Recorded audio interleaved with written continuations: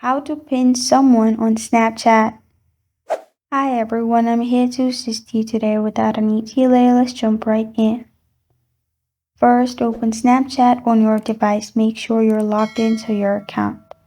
Then, at the bottom, click on the chat. After you click on the chat icon, you'll find all your chats pop up.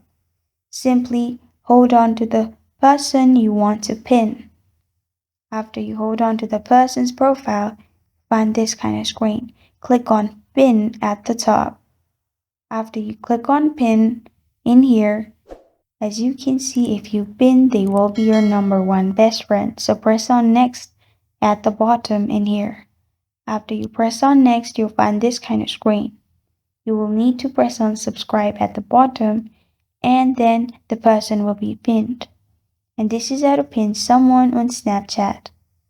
Thank you for joining me today. If this video helps you out, please leave a like and subscribe for more.